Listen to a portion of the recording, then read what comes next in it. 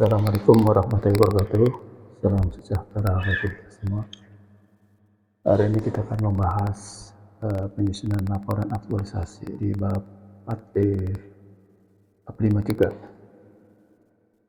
Jadi yang pertama-tama kita perlu perhatikan adalah semua hasil dari seminar rancangan aktualisasi harus sudah dibuat perbaikannya. Setelah itu baru kita masuk ke bab 4. Di bab 4 ini yang perlu dicantumkan adalah capaian kegiatan dan aktualisasi. Bagian ini berisi tentang capaian kegiatan dan aktualisasi di masing-masing tempat tugas peserta. Contohnya ini di kegiatan 1 misalnya melakukan perencanaan kegiatan Casper misalnya. Di situ kontribusi terhadap pencapaian visi dan misi organisasinya bisa dituliskan sebagai berikut. Contohnya, kegiatan ini berkontribusi terhadap misi nomor 2, yakni menyediakan tenaga kesehatan yang profesional dan berkualitas.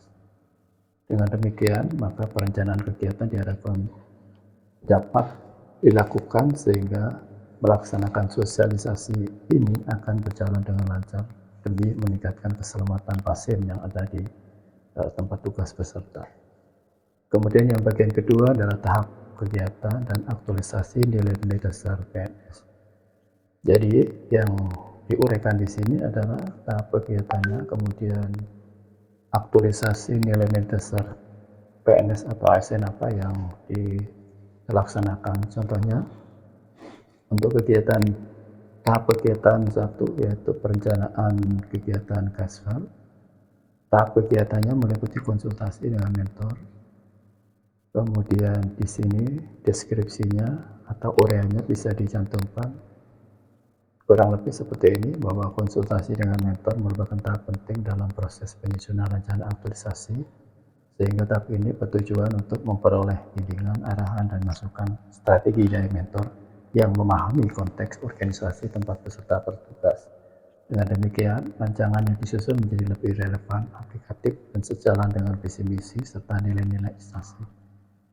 Kegiatan ini dilaksanakan pada tanggal 17 Oktober 2022 misalnya.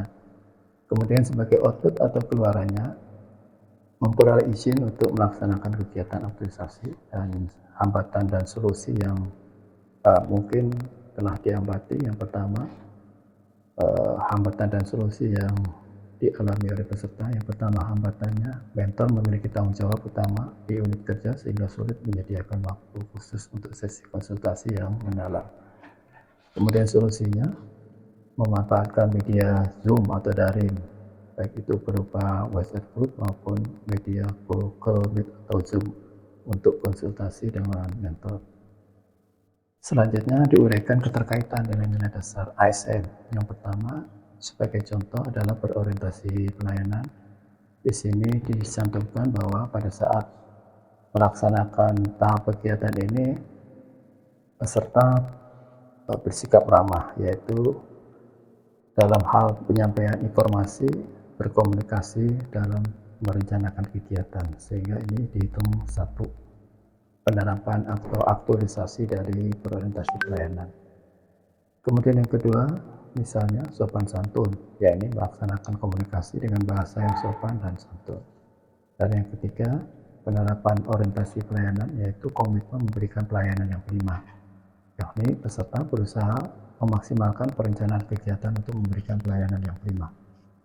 Selanjutnya yang keempat, menerima kritik dan saran, dan yang kelima adalah solusi. Artinya di core value ini, di tahap kegiatan yang pertama ini diterapkan core value berorientasi pelayanan sebanyak 5. Kemudian untuk core value harmonis, contohnya di sini ada 2 yang diterapkan. Misalnya yang pertama, interaktif yang kondusif, yaitu melaksanakan interaksi yang kondusif selama bimbingan, kemudian menjaga hubungan baik dengan mentor tentunya, dan ini akan dilanjutkan ke penerapan yang berorientasi pelayanan, kemudian akuntabel, harmonis, dan seterusnya. Kemudian jangan lupa dicantumkan evidensinya.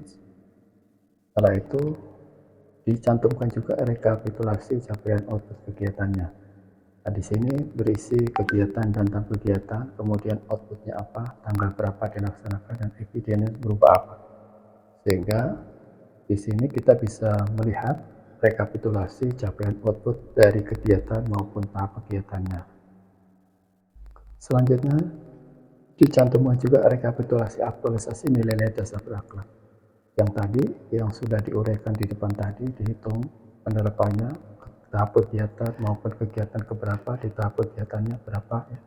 Sehingga nanti ada jumlah aktualisasi per kegiatan dan jumlah per mata pelatihan agenda 2, yaitu core value ASN berakhlak.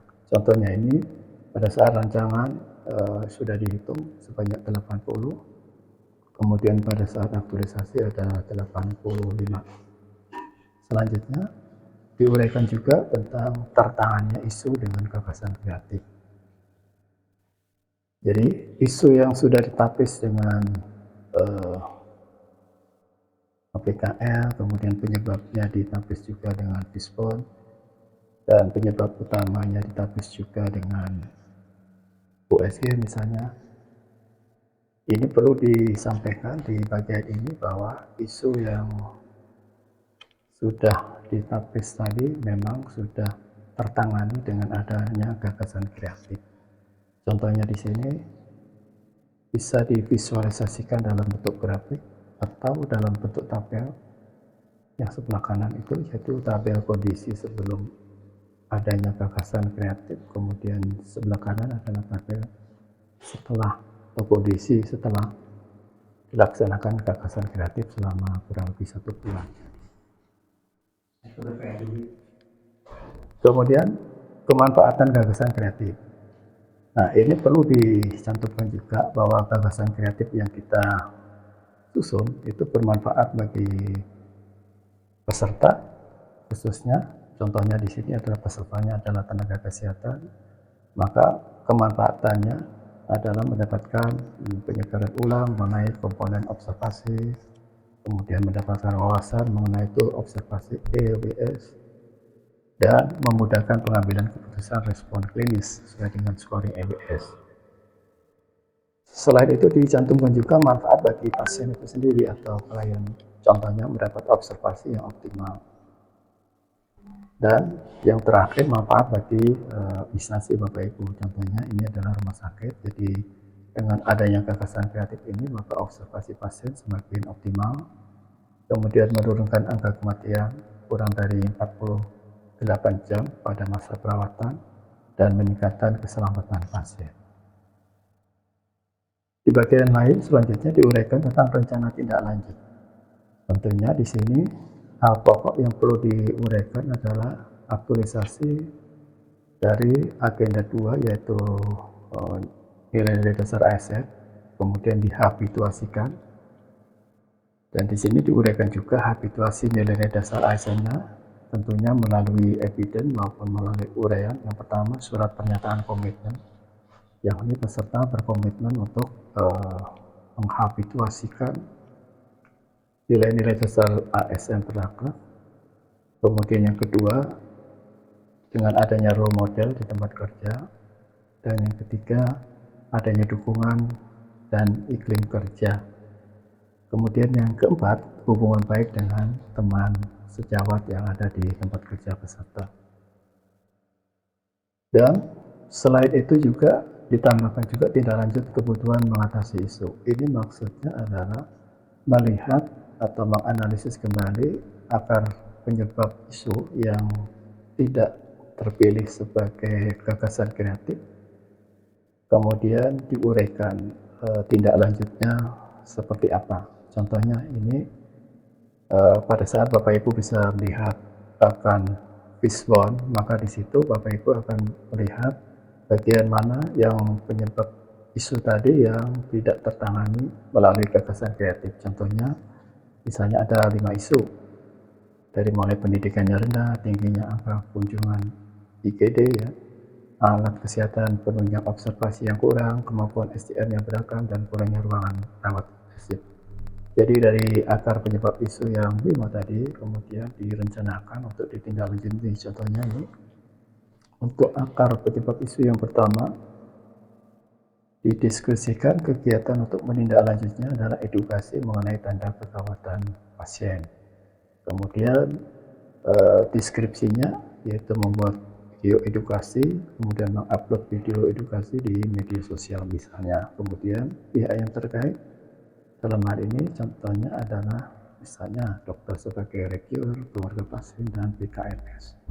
Kemudian diuraikan juga sumber daya yang dibutuhkan, contohnya adalah laptop dan internet. Dan bagian bab 5 itu adalah bagian penutup. Yang pertama adalah kesimpulan.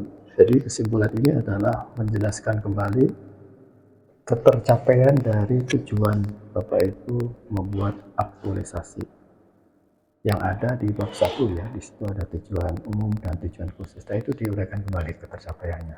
Minimal itu. Kemudian saran. Di saran ini sepertinya fleksibel tergantung dari kondisi tempat Bapak Ibu. Kemudian selanjutnya jangan lupa juga ditampilkan daftar pustaka. Yang menjadi pokok utama di daftar pustaka ini adalah Undang-Undang Nomor 20 Tahun 2023 tentang ASN. Kemudian Keplan Nomor 580 Tahun 2024 ya, tentang kurikulum penyelenggaraan Natsar, dan Keplan Nomor 581 Tahun 2024 juga tentang pedoman penyelenggaraan pelatihan dasar. Ini bisa ditambahkan lagi dengan daftar pustaka yang lain, terutama yang Bapak Ibu ambil pada saat Bapak Ibu melakukan PKTBT ya. Baik, kemudian lampiran. Lampiran ini berisi bukti atau eviden pada saat Bapak Ibu melaksanakan aktualisasi. Tentunya yang pertama adalah kartu mentoring dan kartu coaching, ini yang menjadi pokok dari evidennya. Kemudian bisa dilanjutkan dengan laporan mingguan yang per minggu, yaitu minggu 1, laporan minggu kedua, laporan minggu ketiga, dan laporan minggu keempat. Nah, pada saat Bapak Ibu mendapatkan lampiran-lampiran yang lain, misalnya pada saat melaksanakan fokus group discussion, memilih penyebab utama atau memilih isu utama ya, itu bisa juga dicantumkan, atau bisa juga dicantumkan hasil pretest maupun post-test yang Bapak Ibu dapatkan pada saat mengukur perbedaan sebelum dan sesudah adanya gagasan kreatif. Demikian, terima kasih atas atensinya. Wassalamualaikum warahmatullahi wabarakatuh. Selamat pagi.